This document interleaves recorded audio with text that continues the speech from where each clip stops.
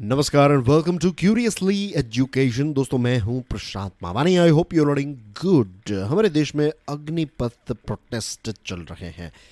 अब आपने एक चीज़ नोटिस की होगी कि जब भी हमारे देश में कोई प्रोटेस्ट होते हैं तो सबसे पहले किसको टारगेट किया जाता है? ट्रेन्स को। ट्रेन्स के डिब्बों को जलाया जाता है, पटरियों को निकाला जाता है, जो हमारी इंडियन रेलवेज़ हैं उनकी एसेट्स को डैमेज पहुंचाने की कोशिश की जाती है। तो क्या आपके दिमाग में कभी ये प्रश्न आया है कि वाई प्रोटेस्टर्स टारगेट ट्रेन्स? हमेशा हमारे देश में जब भी प्रोटेस्ट होते हैं तो प्रोटेस्ट को एक नेक्स्ट लेवल तक ले जाने के लिए हमेशा ट्रेन्स को ही क्यों टारगेट किया जाता है? ये प्रश्न जो है ना, ये आपको मेंस एग्जामिनेशन में पूछा जा सकता है, आपका इंटरव्यू यानी कि पर्सनालिटी टेस्ट में आपको पूछा जा सकता है। और अगर आप एक स्टूडेंट नहीं है और इन जनरल एक क्यूरियस व्यक्ति हैं जो चीज़ों को गहराई से समझना चाहते हैं, then this particular video is going to help you.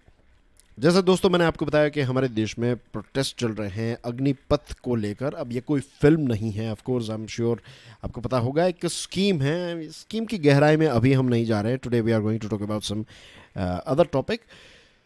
तो प्रोटेस्ट चल रहे हैं अग्निपथ के खिलाफ, और इस प्रोटेस्ट में पता है क्या हुआ? 500 जितनी ट्रेन्स जो हैं वो कैंसिल हुई। 5 नहीं, 50 नहीं, 500 ट्रेन्स कैंसिल हुई। अब रेलवेज का इंपॉर्टेंस हमारे देश में कितना है, आंकड़ों के माध्यम से समझते हैं। क्या आपको पता है, हर रोज इंडियन रेलवेज के माध्यम से हमारे देश में 2 करोड़ 20 लाख से भी ज्यादा लोग ट्रैवल करते हैं। ये एवरी सिंगल डे की बात है। और रही बात सामान की, तो 33 लाख टन्स फ्रेट यानी कि सामान हर रोज ट्रेन के द्वारा एक जगह से दूसरी जगह पर पहुंचाया जाता है। और इसमें सबसे ज़्यादा अगर कोई सामान है तो दैट इज़ कोल यानी कि कोयला। अब कोयले का इस्तेमाल किस लिए किया जाता है? इलेक्ट्रिसिटी के लिए किया जाता है।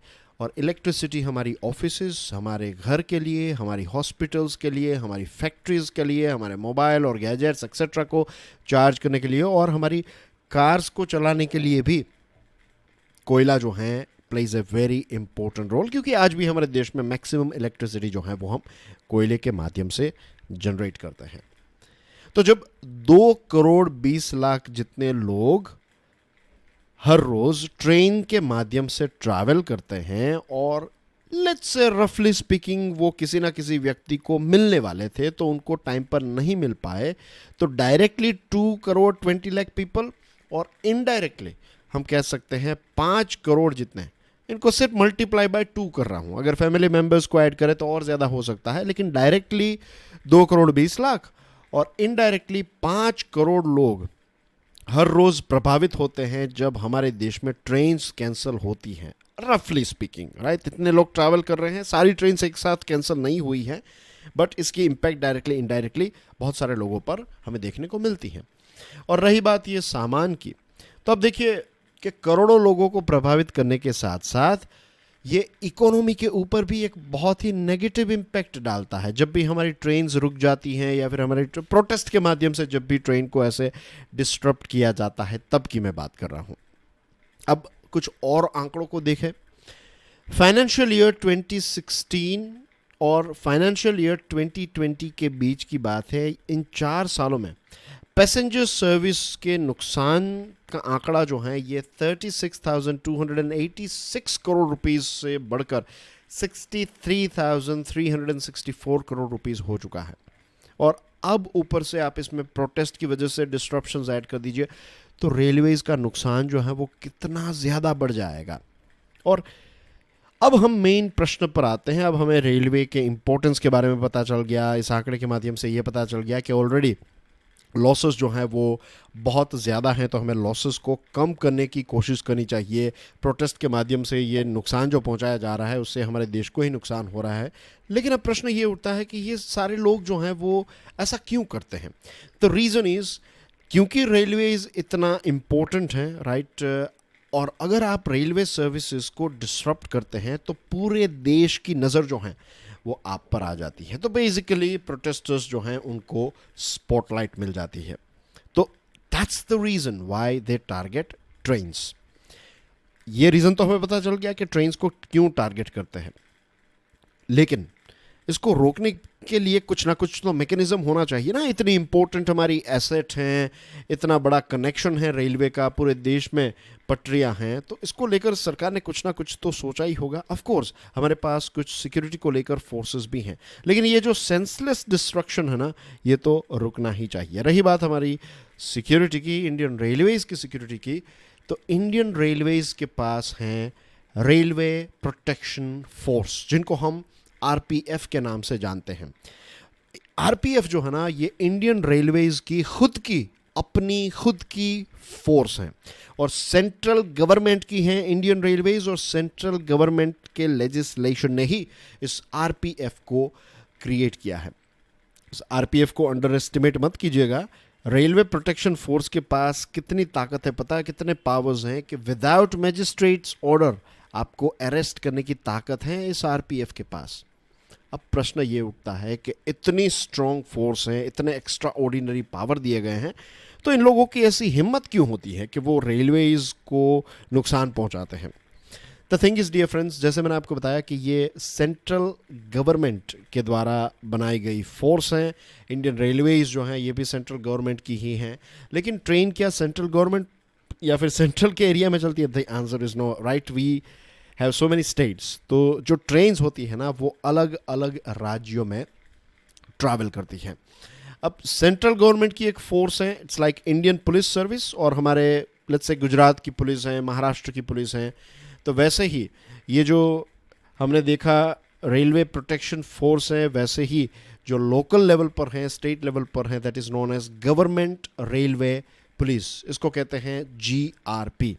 ये जीआरपी जो हैं वो आप समझ लीजिए कि एक प्रकार की स्टेट लेवल की रेलवे की पुलिस फोर्स हैं, और इसको फंड प्रोवाइड करता है दोनों इंडियन रेलवेज और वो राज्य। तो गुजरात की हैं अगर गवर्नमेंट रेलवे पुलिस, तो गुजरात राज्य और इंडियन रेलवे ये दोनों मिलकर उनको पैसे प्रोवाइड करेंगे, फंड्स और ये सारी चीज़ें जो हैं वो सैलरी एक्सेट्रा ये सारी चीज़ें प्रोवाइड करेंगे। एडमिनिस्ट्रेटिव कंट्रोल किसके पास रहेगा? जीआरपी जो है इसका एडमिनिस्ट्रेटिव कंट्रोल रहेगा लोकल गवर्नमेंट के पास। Local police assist in safeguarding railway assets and passengers, जो लोकल पुलिस होती हैं वो भी फिर सपोर्ट करती है जीआरपी को रेलवे की एसेट्स और पैसेंजर्स की सेफ गार्डिंग करने के लिए। Why Indian railway security performance is still unsatisfactory? अभी हमने देखा कि हमारे पास एक्स्ट्रा ऑर्डिनरी पावर वाली रेलवे प्रोटेक्शन फोर्स हैं, देयर वी हैव जीआरपी, तो इसके बावजूद भी ऐसा क्यों हो रहा है? उसके पीछे मेन रीज़न जो है that is lack of coordination. जो हमारी रेलवे प्रोटेक्शन फोर्स और हमारी जो जीआरपी हैं इनके बीच में कोऑर्डिनेशन ही नहीं है। और ये बात 2011 में, आज से 10 साल पहले, कंट्रोलर एंड ऑडिटर जनरल ने अपने एक रिपोर्ट में ये बताया था, राइट। इंडियन रेलवेज का सिक्योरिटी परफॉर्मेंस ऑडिट जब किया तब बताया कि जीआरपी और स्टेट पुलिस फोर्स जो हैं वो कौन कौन सी चीज़ें संभालती हैं।